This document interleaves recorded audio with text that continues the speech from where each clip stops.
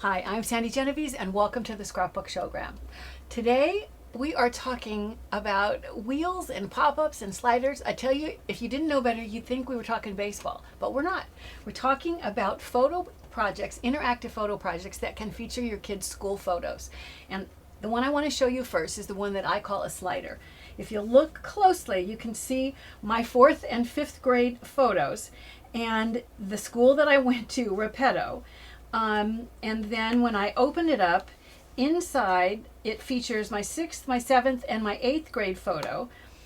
Journaling, which, as if you know much about my taste in scrapbooking, I think it's really important to include the journaling. So I tell the story of how many years I was fighting the natural curl of my hair. You can almost see that I used to tape my bangs to try to get them as straight as possible, and you can almost see the tape line. It was that Laverne and Shirley thing was true.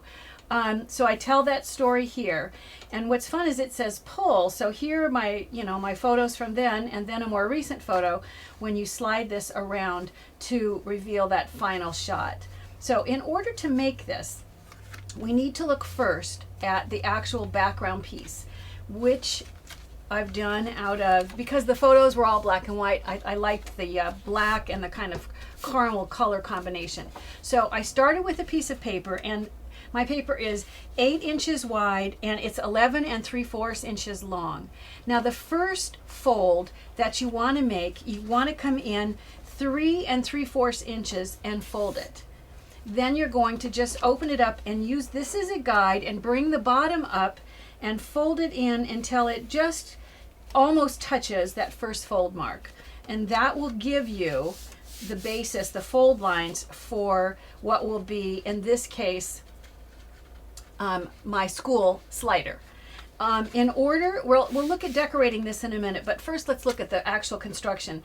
Inside, I'm going to show you an improvement that I'm suggesting you make. If you look at mine, I've cut a circle out of all of these pages. So you find yourself wanting to pull this even before you get to look at what's on the inside. It would make better sense if you wait to pull this until you get to this page. So I think you should not cut the circle portion out of the front. So I'm suggesting that you leave this solid, but when you open it up, I then took a 4-inch circle and I used it as a pattern to just lay it down and trace around it, and then to go back, and I will go ahead and I'll cut this out just using a pair of scissors. If you have a die cutter and you happen to have a circle size that works well, just go ahead and use that.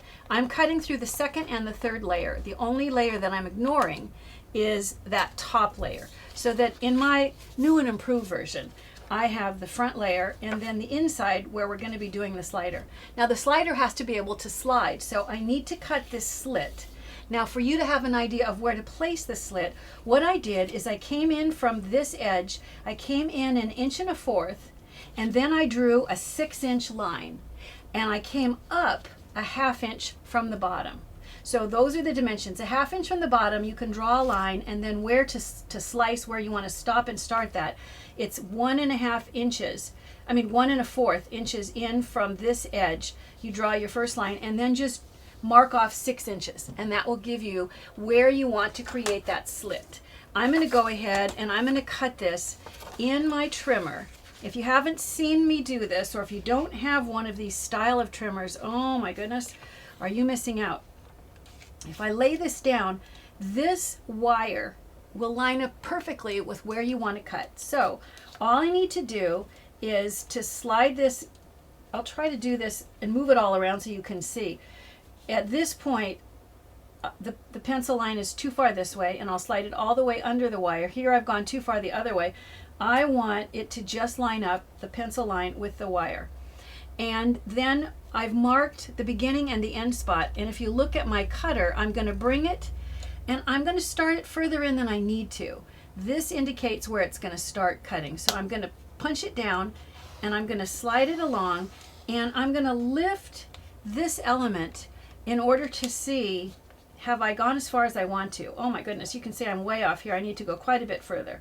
So I'm going to, while I'm still holding it in place, I'm going to cut more, and I lift it up. You can see I need to go a little more still. So I'll cut a little more, and that's pretty much perfect. This end, you can see that I need to go more still. I want to go all the way to the almost to that white tape. So now that I've cut that slit, I'm not going to stop to do this, but I would actually go back with a pencil eraser and erase out the marks from the, maybe I can do the more obvious ones. And these other tapes were just there to remind me of the dimensions. So I can get rid of those too so they don't get in the way of what we're doing. So this gives you the background. Now we need to cut the slider piece. And let me take this one kind of slightly apart to show you what we're building, and that will make it even easier. If I open this up, this slider is what slides along in this position. If I open this all the way up and pull this out, you can see this is simply sort of a square shape with the bottom left intact that I'm going to slide from the back side and slide it up through that slit so that it will then seat itself and can slide back and forth like so. So in order to create that, I started with just a deeper shade of caramel, and I've gone ahead and I've marked, I've come up 3/8 inch from the bottom, and then I've used a 2 3/4 inch square to trace around it. And you know what, I didn't think about measuring what is the dimension from this side here. I've come in 3/8 inches from the bottom, and I've come in a 1/2 inch from this side here. And then I've just taken, and it's easy enough to cut a pattern and then lay it down and just trace around it with pencil. I'll pull this off so you can see. This is showing me I need to cut here on the side, the top, and the side. I need to leave the bottom intact because that's what's going to hold it all together when I slide it into the receptacle that's going to hold it. So I'm able then to do all those cuts the same way on this cutter. I'm going to first, I think this time I'm going to slide my paper all the way down so it's flush. Once it's flush with one end, then I know that it's likely to be straight.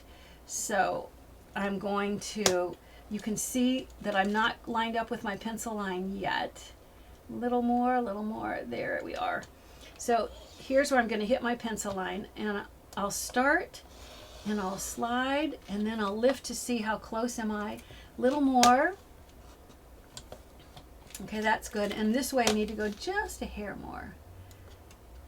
This is designed to line up with the line, the spot where you're cutting into. So I can go a tiny bit more. Okay, and then actually while it's here, I think I'll go ahead, because it's easiest to slide it to the next position. Now I'm lining up my wire once again with the pencil mark, and I'm going to do the same thing. I always come in a little more than I need to, just to make sure that I don't cut further than I need. And I need to go a little bit more before I hit that. That's perfect there, but see, I'm still, oh gosh, probably a 1/4 inch short on this end, so I'll do it. But I do it in little spurts, so I make sure that I don't overdo it. Oh, a tiny bit more still. Okay, so that's good. Now I'm going to turn it in order to get the final cut. So I'm going to lay it down, line up the wire with the pencil, start my cutting. I need to go a little bit more this way and a little bit more this way, more still. It is important, if you're going to do it in little pieces like this, that you make sure that you don't let your background paper slide and move around at all. I think that's it. Yep. So there you go. You get the piece that you're going to actually slide, the piece that's going to actually do the sliding. You would, of course, erase the pencil marks and then go ahead and slide this into position so you can see how this works. So at this point, you do need to make sure that however much space here is enough that you clear this first fold line. And it's set up so that this is flush when this is seated, and it's ready to just slide into the next position. So you can see pretty much where you're going to want to place information, and then where you're going to place information on this edge. And you really want this to stay down, so I would go back with whatever folding tool that you have and really strongly reinforce this fold, because you want that to lay nice and flat. And of course, over time, as it, as you just leave it closed up, it's likely to stay nice and flat. All right, the decorating of this is really very simple. All I've done on the cover is taken the photos from the different years when I was in grammar school, and you can see I moved in 3rd grade to a new school, so I just have mostly the photos from the older grades. So if you look here, I'll pull this up, you can see that I've photocopied them to enlarge them to the size I want. All I would need to do at this point is just trim them out and mat them on black in order to get the photos that are going to go here. For this element here, I don't actually have the exact same label ID, but here is a similar idea, so you can get the idea. It's still, once again, it's metal, and it feels like a filing cabinet, which kind of suits the whole school theme. And all you need to do is, when you turn it over, you can see the side that has a lip that's going to hold the area is the bottom, and the open side is the top. So you need to make sure that you cut the cardstock so that it will sit inside there like so. And I leave the cardstock larger than it needs to be. It's much easier to write the name of my school. Sounds like something out of Pinocchio, doesn't it? But it really was the name of my school, my elementary school. I'm going to slide it into position, mark with a pencil where it's going to need to be trimmed, and then I would go back and cut that off so that I can slide that inside. Now to attach it, all I did was I took, let's see if I can do this with my fingers so you can see. I put a brad in each of the holes, and then I won't stop to do it, but when you turn it over, if you flatten those brads, the 2 prongs out, then I put glue dots, like 3 on this side and 3 on this side, so the brads are going to be held in place by the glue dots. Then you take the whole thing, which now has the label inside, and you go ahead and attach it on to the cover of the slider, much like you see I've done here. For the other elements, it was just a question of stickers. And let me bring up all of these. There's so many cool choices. I hope that the glare from the plastic isn't a problem, but there are some that actually are wood. There are some that look like typewriter keys. These are cork. They all kind of felt like school themed to me. I chose, because I played a lot of Scrabble in school, I chose the ones that look like Scrabble tiles, and all I did was just took a little 1/2 inch square punch. I think it's right here. And I used the punch in order to cut out the black that served as a mat, and then went ahead and fastened each of these. These are actually even already stickered, so it's easy to stick them down. And then I put them into the photocopier and reduced them in order to get this small size. And I used them in their real, the larger size for this first inside layer. The other thing that I did here was I used a ruler to mark so that it looked kind of like the paper that you saw in, early elementary school, where you have the line and then the dotted line, so you knew how high up to draw your letters. And then added simply, some tags here with a little bit of foam adhesive to raise it up. And that easily and that quickly you get this cool little slider that can feature really as many, a number. I've got 1, 2, 3, 4, 5 photos, well 6 if you count the recent photo, but there could be lots more photos on here as well, depending on how big your photos are and how close you want to tuck them in. That's just the slider. There's lots of other possibilities. We've done lots of pop-ups on the showgram. In this example, you can see that if I'll take off one of these, instead of using the pop-up tabs to use to highlight embellishments, you just cut around the photo, the subject of the photo, and you attach those on the pop-up tabs. And then I've labeled so that, like, here is her kindergarten picture, here's 1st grade, here's 2nd grade, here's 3rd, here's 4th, down here is 5th. So I've labeled the years, because believe it or not, later, much later, when you get to be my age, you realize you don't remember which grade was which. So it's helpful to know that. That's a simple pop-up. And we talked about wheels. This wheel shows, one way of using the wheel is to show, this is Vicky, and this was actually her kindergarten class, but if you twist it, it highlights 9 of her closest friends. So here is a picture of Lisa, and then down here it spells out her name. As you twist, there's a new picture, and each time, you know, it just labels who the person is. And if I lift this up, you can see that how it's created. This is doing it, decorating it with some die cuts that are themed for school. This one, in this case, instead of showing all of a certain class, this is showing 3rd grade, and then you twist it to 4th grade and 5th grade. It goes through all the grades. I think it's fun. I want to go all the way to 12th because it's really fun to see the difference. I love being able to see, here she is, here's Brianna in 12th grade, and then let me turn it back to 2nd or 3rd. So there she is as a 3rd grader, and there she is as a 12th grader. It's just so much fun. Now this is actually a flashcard wheel, and it's just divided into 10 segments. It can be as many segments as you want to feature photos. So you start with whatever size circle you want, and you divide it into equal sections.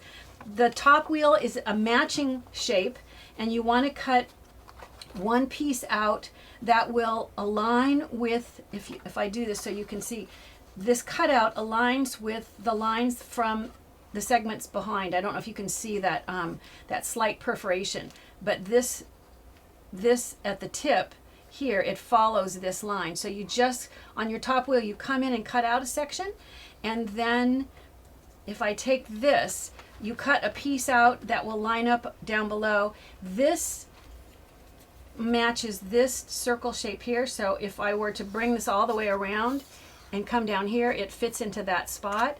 You just want to make sure that this stays in this area and these stay down below so that you never are seeing something that's peeking through. You always want, I'll bring it back, you always want the pictures to be in one area and the words to be in another, and you don't want one to peek through the other.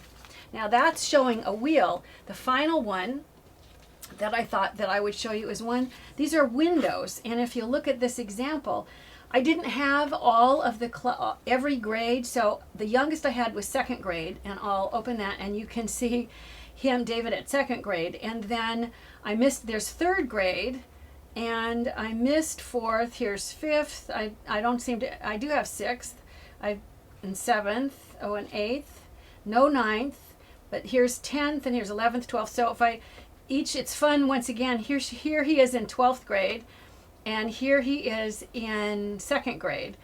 And once again, this is a simple thing to create windows since these are square shapes. Now, this was done where it starts with a larger square and these are just equidistant apart. So the same border is used to define the edges and going in between each line. And then instead of cutting out a whole square, you're cutting 3 sides and you're leaving one side so that you can open it like a window. Now it can open from the side, you could turn it, and each of these windows could open from the top as well. You just need to place a backing behind it. You can have it line up exactly and trim it off, or you can leave a border all the way around and you can label something like, you could say, you know, the school, or you could say what grades are covered, or whatever information you want. All of these, then you go back and decorate the front windows with, I used a lot of metal numbers and then just different colors of paper that I used to create different geometric stripes, and I used punches to punch out to create, you know, polka dot effects, but just geometric patterns to go along with those numbers. You know, whether you decide to make the wheel, the pop-up, the windows, or even the slider, you and your kids, they'll just love making and playing with these unique interactive photo projects.